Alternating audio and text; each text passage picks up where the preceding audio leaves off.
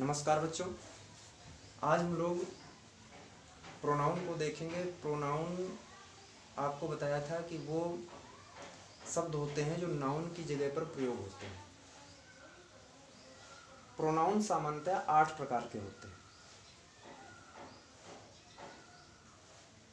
Pronoun सामान्यतः 8 प्रकार के होते हैं। सबसे जो पहला प्रोनाउन है वह पर्सनल प्रोनाउन होता है। पर्सनल प्रोनाउन का मतलब पुरुषवाचक सर्वनाम। ऐसा सर्वनाम जिससे किसी स्त्री पुरुष आदि का ज्ञान होता है,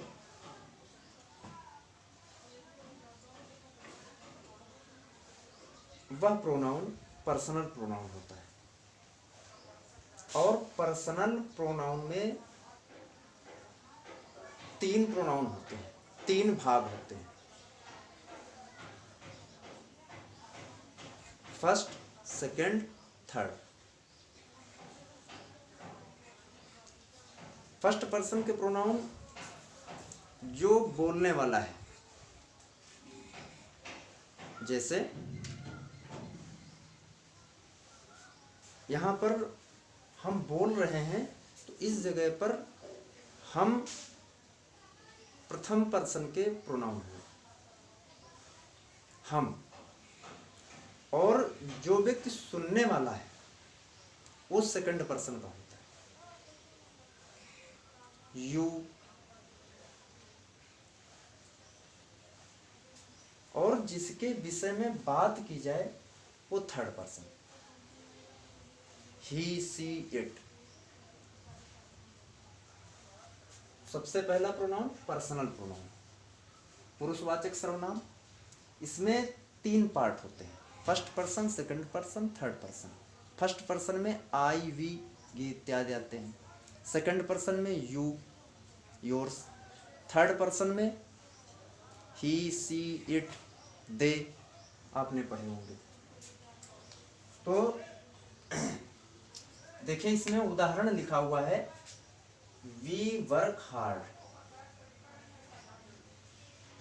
वी वर्क हार्ड। इसमें वी आपका पर्सनल प्रोनाउन है। पर्सनल प्रोनाउन के बाद में जो दूसरा प्रोनाउन है वो है रिफ्लेक्सिव। रिफ्लेक्सिव का मतलब निजवाचक। निजवाचक प्रोनाउन वो प्रोनाउन होता है जिसमें उस प्रोनाउन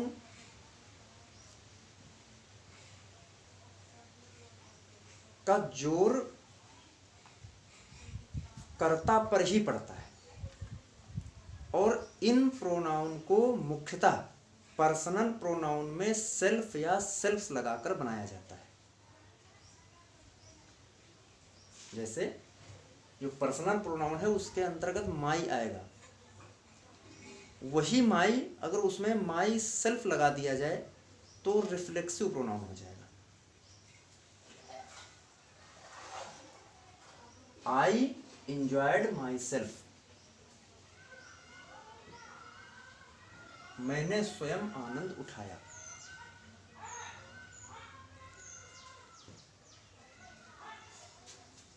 कर्ता पर इस रिफ्लेक्सिव प्रोनाउन का प्रभाव पड़ेगा।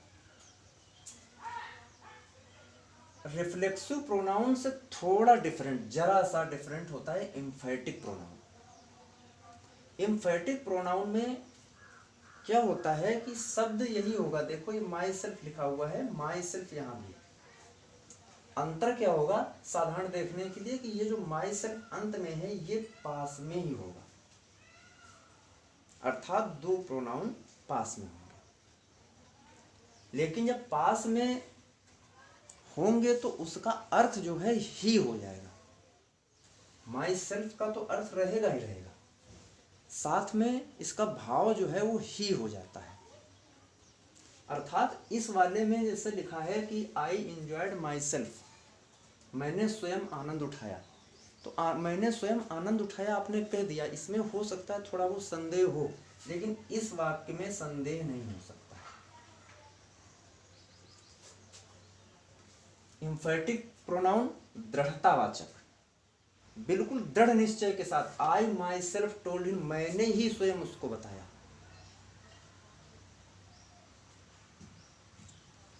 या ये माई सेल्फ उठा के अगर पहले रख दें, आई माई सेल्फ एंजॉयड, मैंने ही स्वयं आनंद उठाया, तो मैंने स्वयं आनंद उठाया और मैंने ही स्वयं आनंद उठाया, थोड़ा सा अंतर है।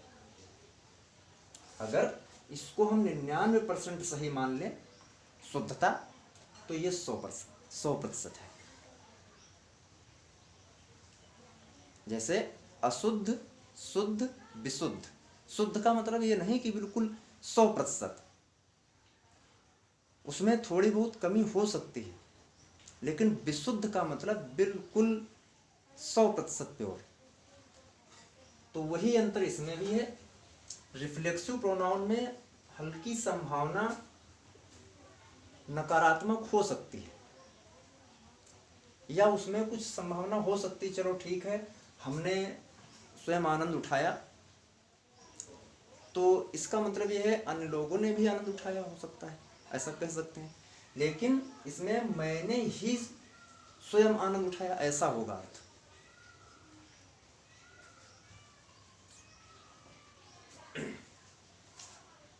चौथा आपका है डेमोन्स्ट्रेटिव प्रोनाउन, संकेतवाचक सर्वनाम।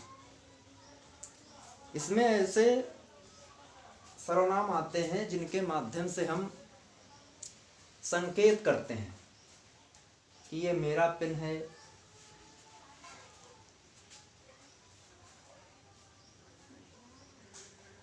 वो लड़के हैं, दीज दैट आदि शब्दों का प्रयोग होता है।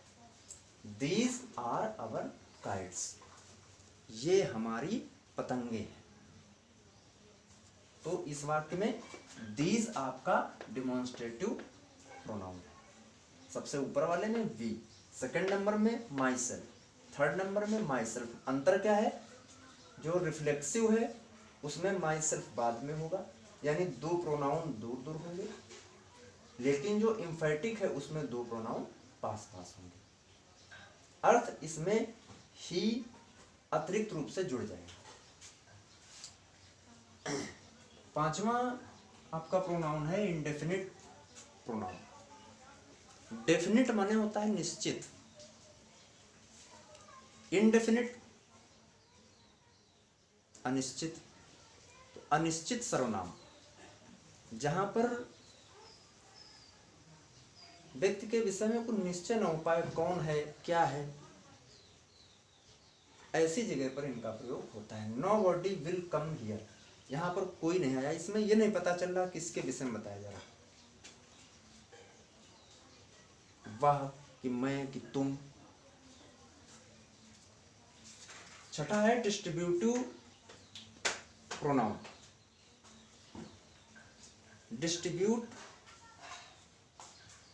डिस्ट्रीब्यूट माने बांटना। डिस्ट्रीब्यूटिव प्रोनाउन विभाग सूचक सर्वनाम। इस सर्वनाम में ईच या इवरी आदि शब्दों का प्रयोग होता है, और जो भी कार्य होगा उस कार्य का प्रभाव हर व्यक्ति पर पड़ेगा। Each of the boys went on A picnic. Each of the boys went on A picnic. जितने लड़के थे उन लड़कों में सभी लड़के पिकनिक पर गए, यानी पिकनिक पर जाना, इसका प्रभाव प्रत्येक बच्चे पर पड़ रहा है। सातवां इंट्रोगेटिव प्रोनाउन। इंट्रोगेटिव प्रोनाउन प्रश्नवाचक सर्वनाम होते हैं। इससे हम प्रश्न करते हैं, जैसे whom do you want to see, इसमें जो whom है आपका ये इंट्रोगेटिव प्रोनाउन है। who am I, इस तरीके से। आठवां रिलेटिव प्रोनाउन। रिलेटिव प्रोनाउन संबंधवाचक सर्वनाम होते हैं और ये प्रोनाउन बिल्कुल प्रश्नवाचक के ही समान होते हैं। अंतर क्या होता है, संबंधवाचक के रूप में जब हम इंट्रोगेटिव प्रोनाउन का प्रयोग करेंगे तो संबंधवाचक प्रोनाउन के पहले नाउन होगा और उसका उससे संबंध दिखा रहा होगा। जैसे this is the hero, this is the hero, ये वही हीरो है whom I like, जिसको मैं पसंद करता हूं। अब whom, ये जो प्रोनाउन आया है रिलेटिव प्रोनाउन, इसका इस हीरो से संबंध है। तो क्या ध्यान देना है आपको कि रिलेटिव प्रोनाउन के पहले नाउन आएगा और उस नाउन से संबंध दिखाया जाएगा। अब इसके बाद में आप लोगों को थोड़ा सा होमवर्क है। I know the boy dash dash, यहां पर आपको भरना है केम हियर। दूसरा है शुरुआत में ही डैश, इज माई पेन। तीसरा the boy killed dash dash. चौथा dash dash are born poets. और इन वाक्यों में इधर ये जो चार शब्द लिखे हैं इन्हीं में से भरे जाएंगे। चार इधर आपके हैं, चार इधर शब्द हैं, इसी से यहाँ पे भर के आप लोग हमारे व्हाट्सएप नंबर पर भेजेंगे। ठीक, धन्यवाद।